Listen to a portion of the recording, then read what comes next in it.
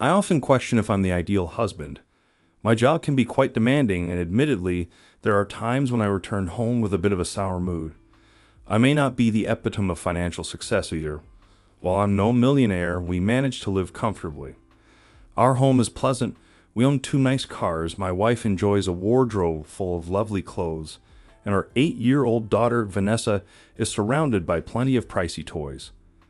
Ultimately, I see myself as a straightforward, hard-working man who deeply cares for his wife and family. Gloria and I have shared almost 12 years of marital bliss, though lately, a shadow has fallen over our relationship. Something feels off between us, a subtle shift that's difficult to pinpoint. Gloria has been distant, exhibiting an aloofness I've never seen before. She's been quick to find fault with me over trivial matters, which is unlike her at all. I've attempted to broach the subject, asking if there's something bothering her that she's not sharing, but like many spouses, she brushes it off, attributing her behavior to fatigue or a rough day. Initially, I hoped to give her space to sort through whatever is troubling her, but her detached demeanor is wearing thin and starting to grate on my nerves. Apart from her demeanor, any married couple knows that relationship issues with your spouse tend to spill over into the bedroom. I've always made an effort to keep our love life lively and spontaneous. Being a romantic at heart, I often surprise Gloria with gestures like bringing home a dozen roses after work to kickstart foreplay. In the past, these actions reliably led to intimate moments later in the evening. However, lately, my romantic efforts were met with mere gratitude and a quick kiss on the cheek. Instead of appreciating the gestures for what they were, it seemed as if Gloria interpreted them as attempts to make amends for some imagined wrongdoing. For weeks now, Gloria hadn't shown any initiative in intimacy, and her responses to my advances ranged from being not in the mood to citing the classic excuse of a headache. Even on the rare occasions when she acquiesced, she remained passive, leaving me to do all the work. As time went on, I found myself mentally withdrawing from the situation. I'd come home, spend time with our daughter, and consciously avoid interacting with Gloria as much as possible, which only served to exacerbate the situation.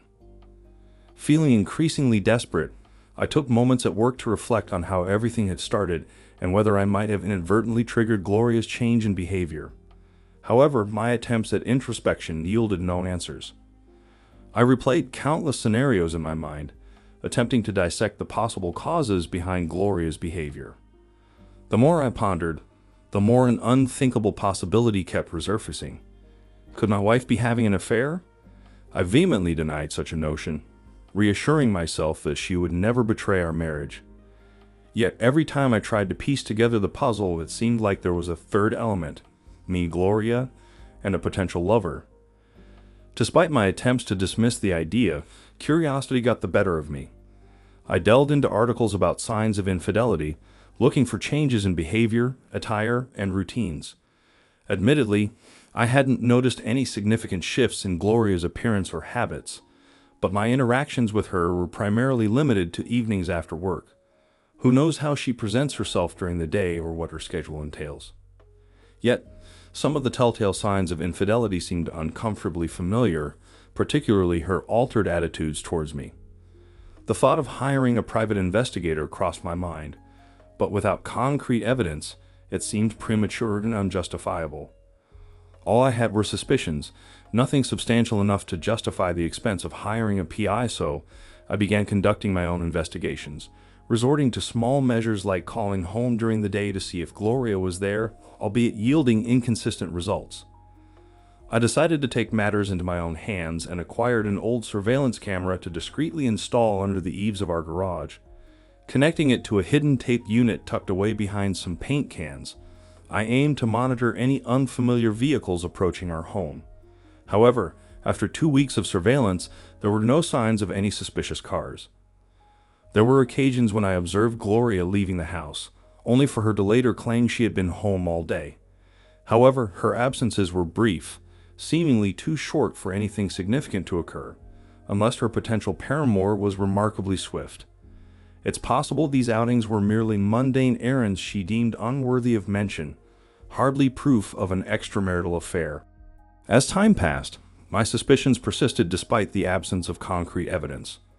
Gloria's mood deteriorated, and our intimate moments became increasingly rare, leaving me frustrated and resentful. With our 12th anniversary approaching, I saw an opportunity to inject some excitement back into our marriage.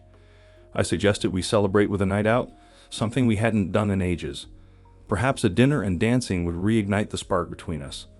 Eager for a chance to reconnect, we arranged for Vanessa to stay the night at my parents' house, allowing us the freedom to enjoy ourselves without any time constraints. I reserved a table at Plato's Place, a restaurant Gloria adored. As the maitre led us to our table, I hoped to recapture some of the enchantment of our earlier years. However, Gloria appeared somewhat tense for reasons I couldn't quite discern. Ordering a bottle of wine seemed to ease her, gradually restoring her usual demeanor. Our conversation flowed effortlessly, regaining its playful tone. Following dinner, I sensed Gloria's eagerness to hit the dance floor. Though I suggested trying out a new club, she persuaded me to revisit our usual spot, a cozy venue with dim lighting and a dance floor catering to an older crowd. Given its ambience and music selection, it wasn't a hard sell. Dancing had always been one of our shared passions, a mutual interest that initially drew us together. Finding a secluded table, we indulged in a few drinks before gracefully gliding onto the dance floor, showcasing our moves with nostalgic flair. It felt like a return to old times, both of us relishing the moment. After nearly an hour of continuous dancing, fatigue began to set in, prompting us to retreat to our table for a brief respite. I settled in my chair, but before joining me, Gloria took a sip of her wine and excused herself to visit the restroom. As I watched my wife gracefully move across the dance floor, thoughts of impending intimacy lingered in my mind. However, my focus shifted when I noticed I wasn't the only one captivated by her presence. Across the room, a strikingly handsome man sat alone at a corner table, his gaze fixated on Gloria's every move. A pang of concern shot through me as I observed what seemed like a momentary exchange between them. Did they know each other? As Gloria disappeared into the restroom, I couldn't shake the feeling that the man's eyes lingered on me with a hint of smugness. Though the setting was purely a dance club, I puzzled over why he would be there solo, until it occurred to me that, like Gloria, his companion was likely in the restroom. Maintaining a watchful eye on the man while awaiting Gloria's return, I couldn't ignore the unsettling sense of suspicion creeping back in. When Gloria asked me to fetch another glass of wine, I hesitated. The thought of her sitting alone while I waited at the bar didn't sit well with me. Catching the attention of one of the barmaids, I opted for a more prompt service, though I couldn't shake the feeling of disappointment in Gloria's eyes as the young woman approached to take our order. I had a sinking feeling that the evening was about to take a turn for the worse. It was a gut instinct I couldn't shake. Glancing over my shoulder, I noticed the same man still sitting alone in the corner, confirming my suspicion that he was indeed by himself. "Who's the guy over in the corner?" I asked, catching Gloria off guard momentarily. I thought I detected a hint of panic in her eyes before she swiftly regained her composure. "What guy?" she responded innocently, though her tone betrayed a hint of discomfort. "The guy over there," I persisted, "the one you exchanged glances with on your way to the bathroom." Gloria's denial came quickly. "Honey, I don't know what you're talking about. I didn't exchange glances with anyone."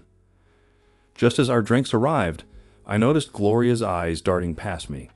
Turning, I saw the man approaching our table, bypassing me entirely as he addressed Gloria with a request to dance. "No thanks," I interjected sharply, my tone revealing my displeasure.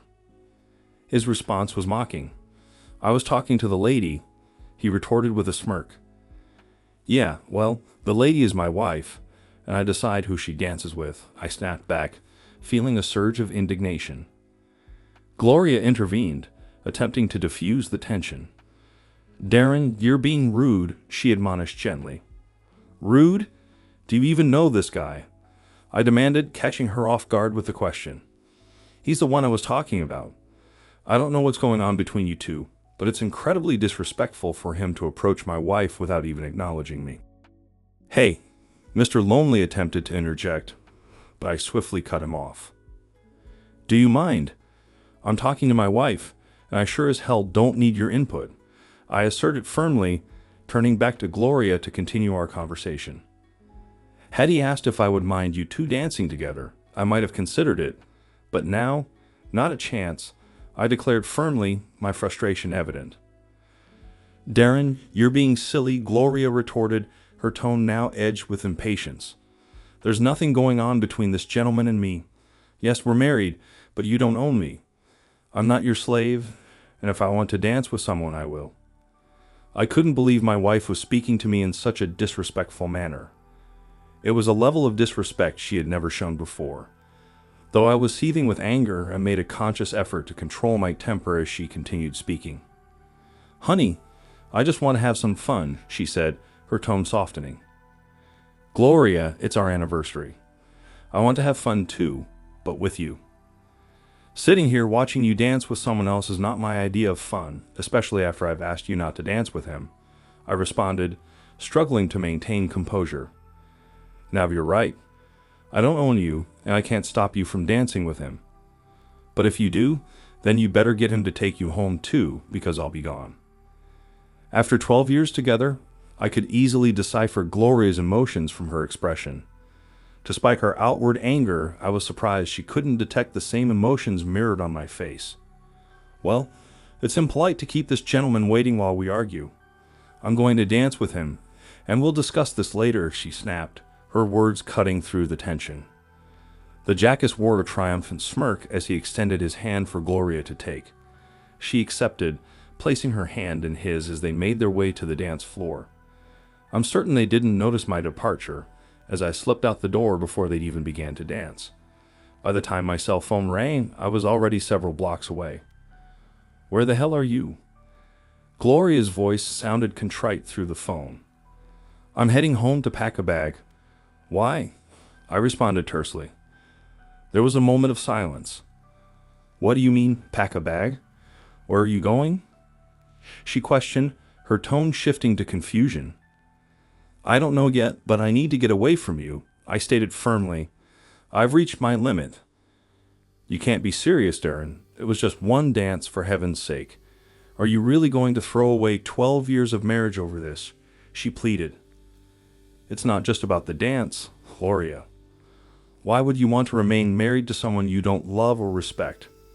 I haven't caught you in the act, but I strongly suspect you're cheating on me, perhaps with the jackass you just danced with. I saw the way you looked at each other when you went to the bathroom. And when he approached our table, he treated me with the same disdain a man shows the husband of the woman he's involved with. None at all.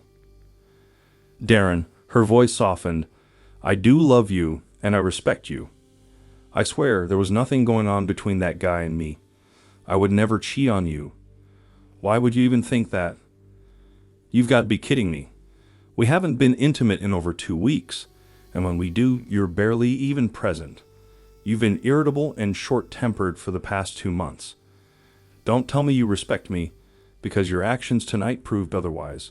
If you're not having an affair, you're certainly doing a great impression of it. There was a long pause before she responded. I'm sorry, Darren. I didn't realize. I'm sorry for how I acted. I'm sorry for tonight. I'm sorry I gave you reason to think I'm having an affair. Another brief pause. I guess I did glance at that guy on the way to the restroom. He was attractive. I noticed him while we were dancing too. But I'm not having an affair with him. Please, honey, please just come back and pick me up. We can talk about it. Nope, like I said, I've had enough. I told you if you danced with that guy, you'd have to find your own way home, and I meant it. I'm pulling into our driveway right now. By the time you get home, I'll be gone. If you are having an affair, maybe you should just go home with your lover boy and forget about me. Honey, please believe me, I'm not having an affair. Look, I'll grab a cab, but please just stay there until I get home. Gloria pleaded, desperation evident in her voice, a stark contrast from earlier. We need to talk this out. Please, I'll be home shortly, she begged before abruptly ending the call. Upon arriving home, I swiftly packed a bag and left the house within 12 minutes. Curiosity nagged at me. Would Gloria really take a cab home, or would the jackass drop her off? I drove down the block, switched off my lights, and waited, 15 minutes later, a yellow cab pulled into the driveway. Gloria hurriedly exited and darted into the house. Satisfied with what I saw, I headed for a motel. Almost immediately, my phone began to ring again. I switched it off. Though I lacked concrete evidence of infidelity, my suspicions remained strong. I was nearly convinced that Gloria and the man she danced with knew each other. Perhaps now was the time to hire that private detective. If I wasn't at home, maybe she would seek solace from her lover.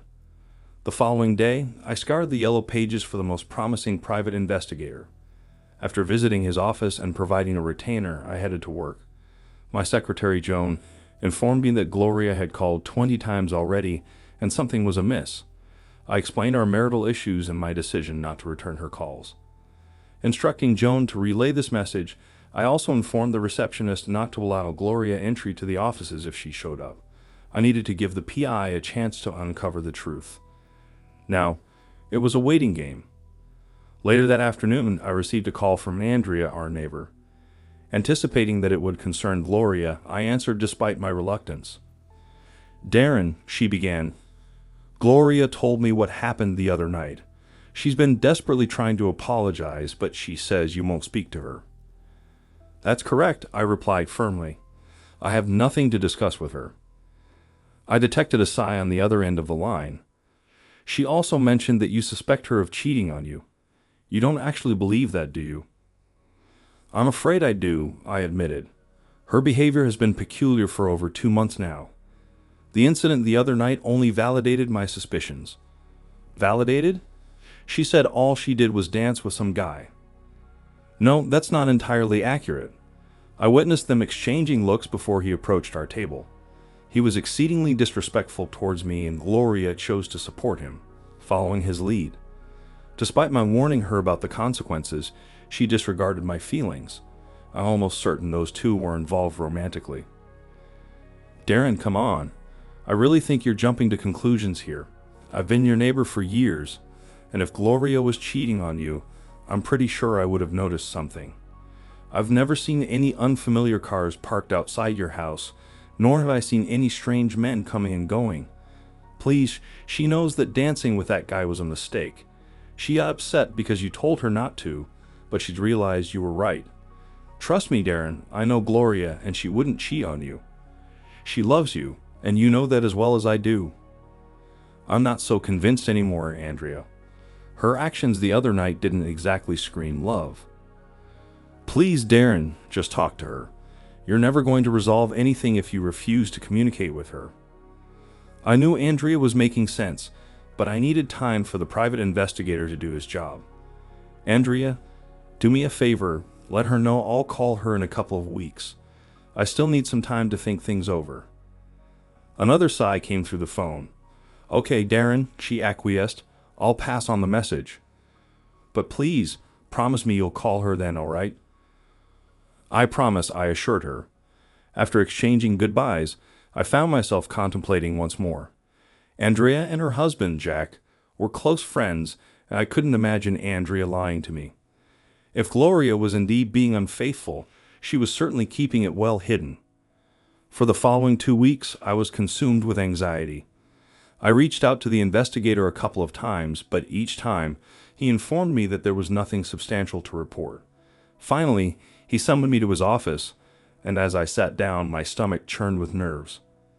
He slid a manila envelope across the desk toward me, and my hand trembled as I picked it up.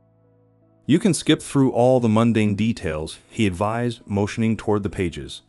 "Just head to the bottom of page 5. With shaky fingers, I flipped through the report until I reached the designated page. Could this be the proof I desperately sought? After conducting a thorough investigation, this office has found no evidence to support the client's suspicions of infidelity on the part of his spouse. I felt like the ground had shifted beneath me.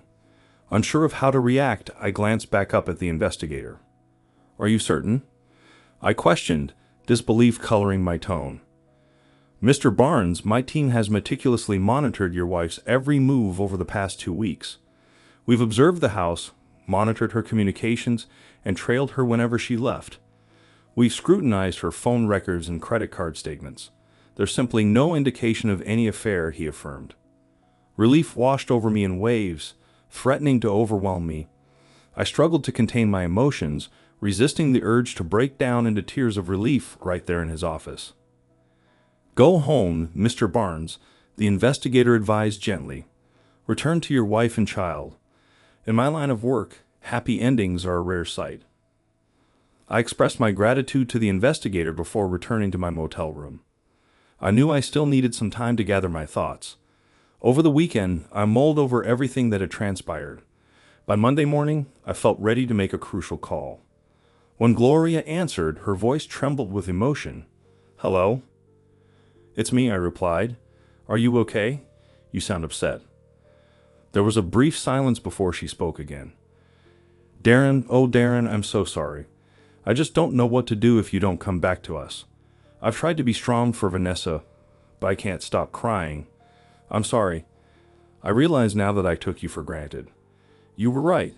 I should have made it clear to that guy that I was with my husband and not interested. I showed you no respect, and I don't know why, because I do respect and love you. I promise, Darren, if you give me another chance, I'll never make that mistake again." Her heartfelt plea caught me off guard. It was a stark contrast to her demeanor at the dance club.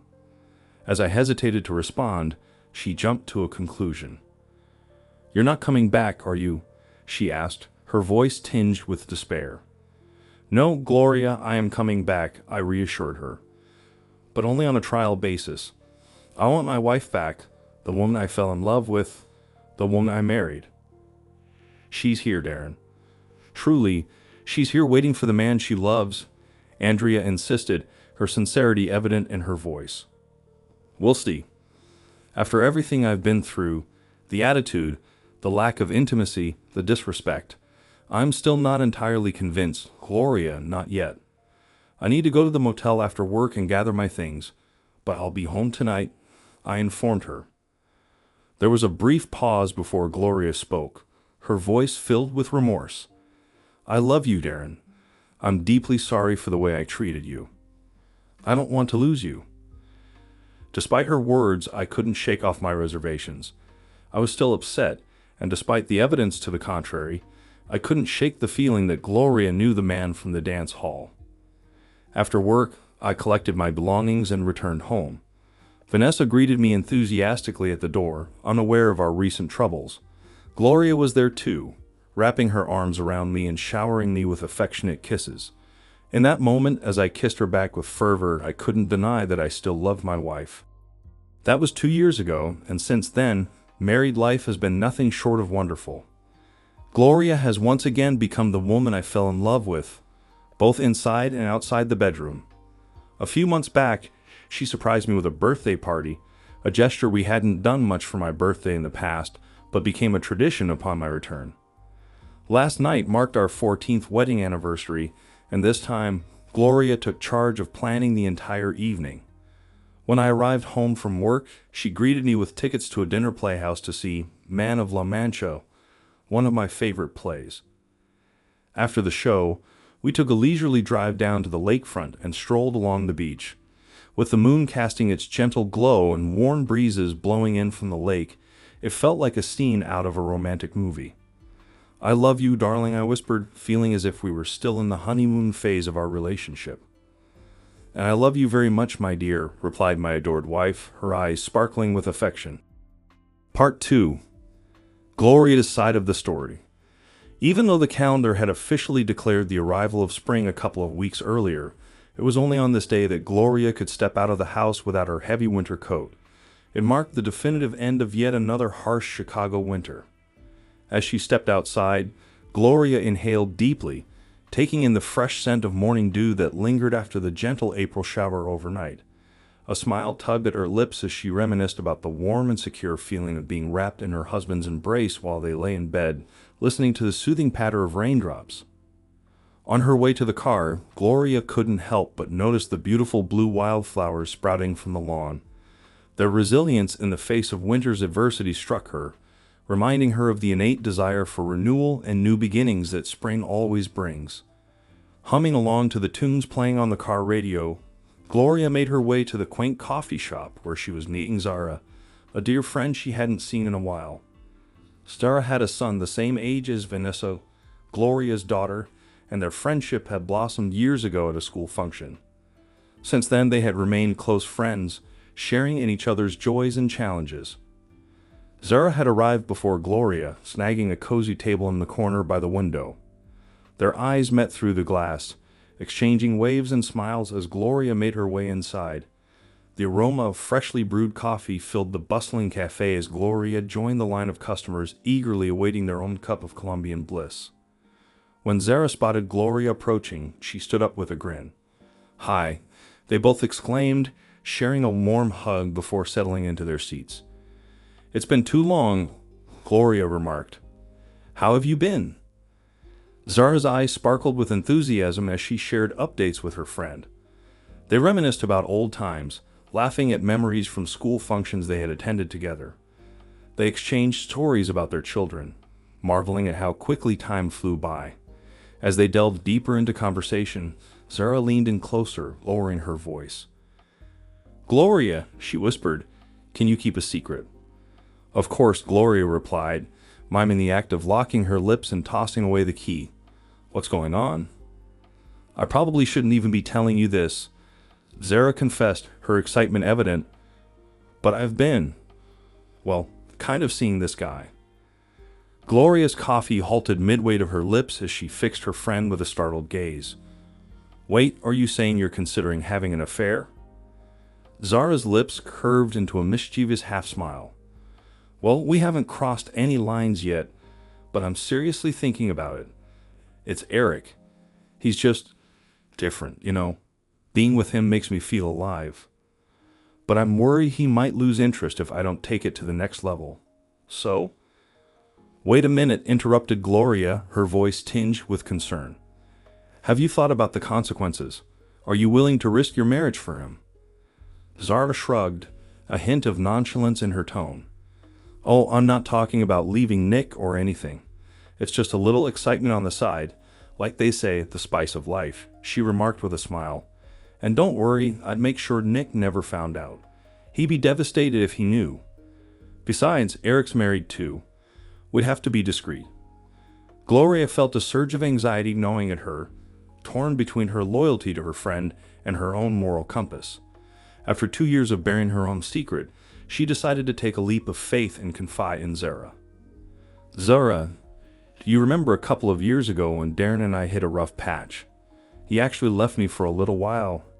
Remember?" "Yeah, I do, but you never really opened up about it." "I didn't want to pry," Zara replied. "I never told anyone, and you have to swear not to breathe a word of what I'm about to tell you to another living soul," Gloria said, her tone grave. Zara nodded solemnly. "Of course, Gloria, I promise. If this ever got out, it could ruin my marriage. That's why I've kept it buried, but, well, you need to hear it before you make any decisions that could jeopardize your own marriage." Gloria paused as the waitress topped off their coffee cups, then continued, her voice low and urgent. "I'm probably no different from most other married women out there. After 12 years of marriage, I started feeling, I don't know, bored. Everything was becoming routine. It was like, after all those years, I looked around and realized, what am I doing? Where am I going? Nowhere. I felt stuck, like I had no real life of my own." "Exactly," Zara interjected, her eyes reflecting understanding. "I know exactly how you feel, Zara. I think most women experience something similar. It's not that you don't love your husband. I adore Darren with all my heart. But suddenly, it's like something's missing. I started feeling like I was slipping into a slight depression.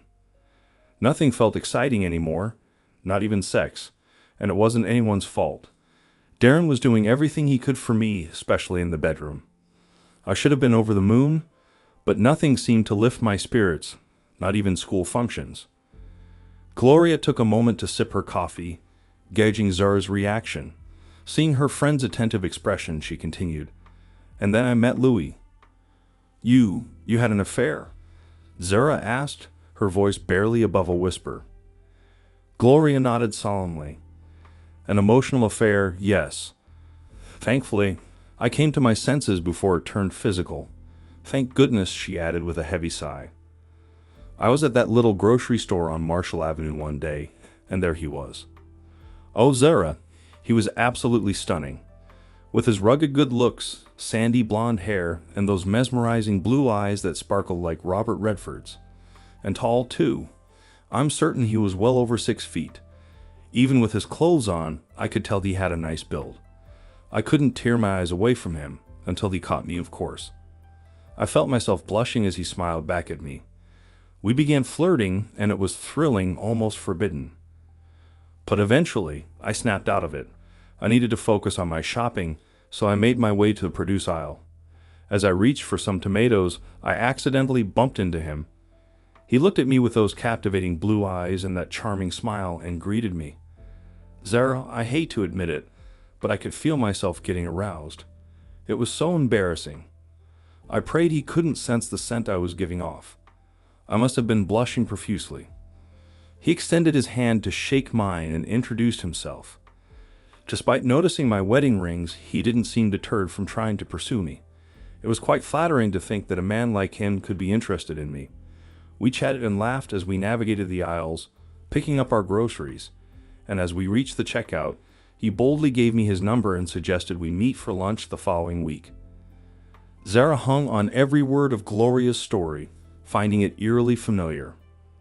I almost tossed his card away as I was leaving the store. I thought, yeah, right, I'm going to call you and we're going to have this intensely hot, romantic love affair, and then my husband will kill us both. I didn't, though. Didn't what? Zara asked, her curiosity piqued. I didn't throw his card away. I stuck it in my purse. Shit, all the way home, all I could think about was Louie. Darren came home as I was putting the groceries away.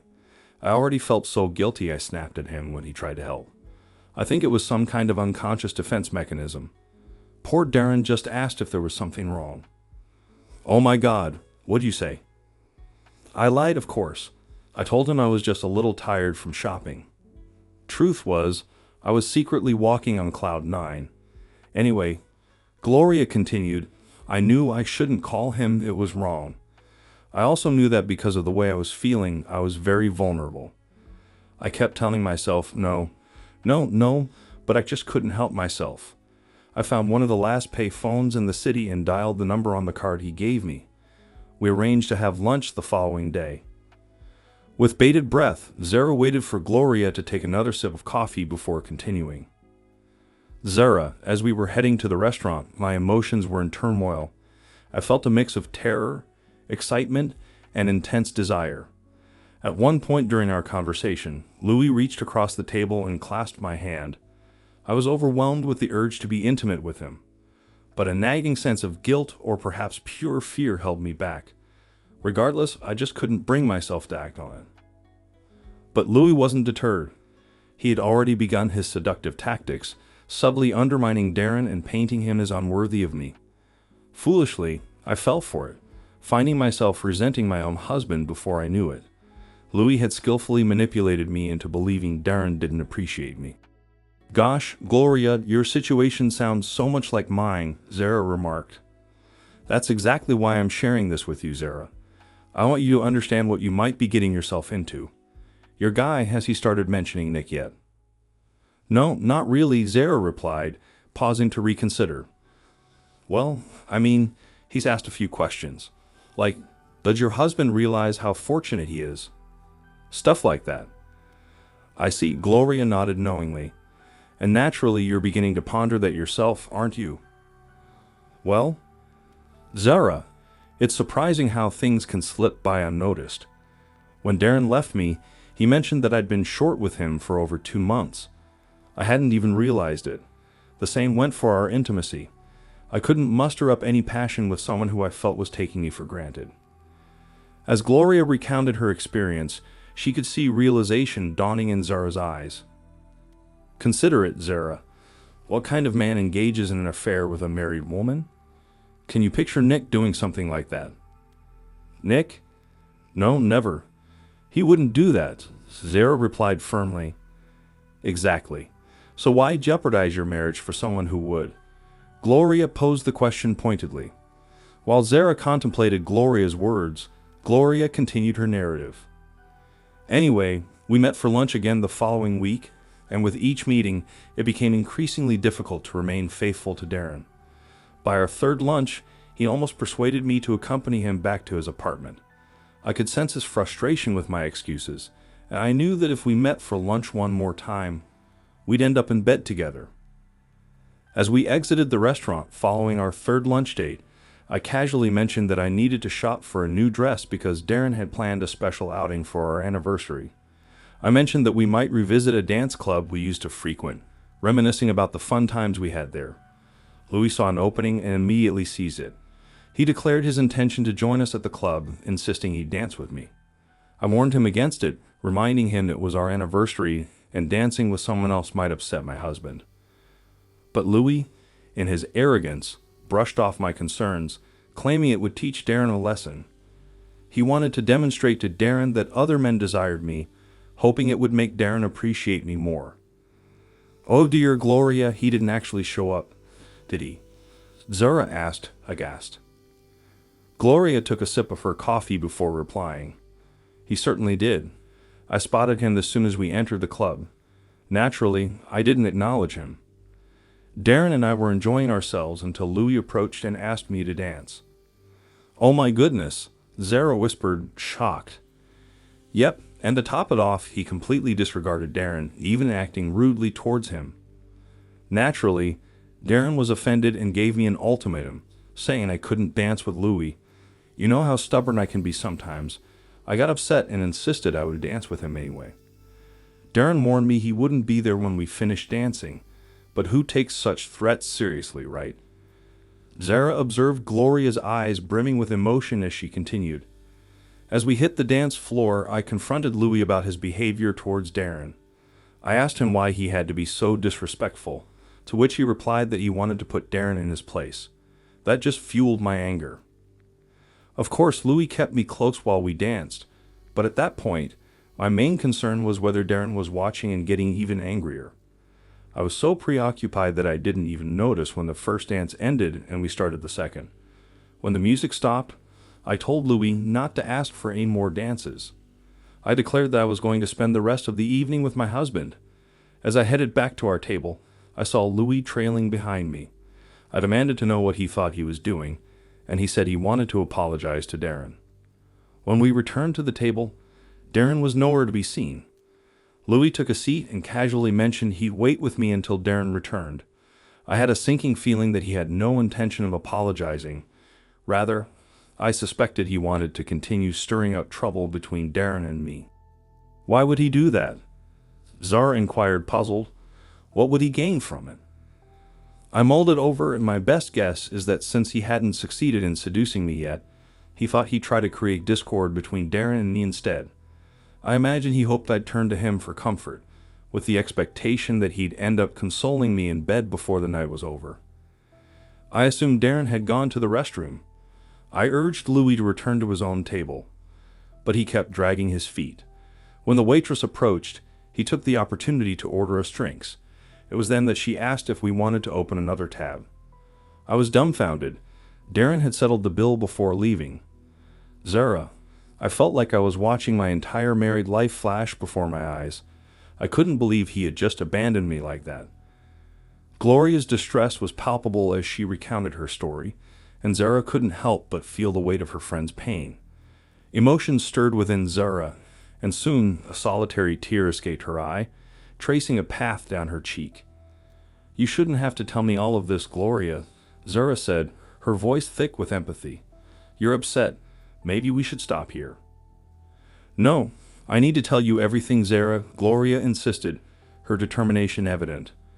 You need to understand the whole picture. It's important. She paused, collecting herself.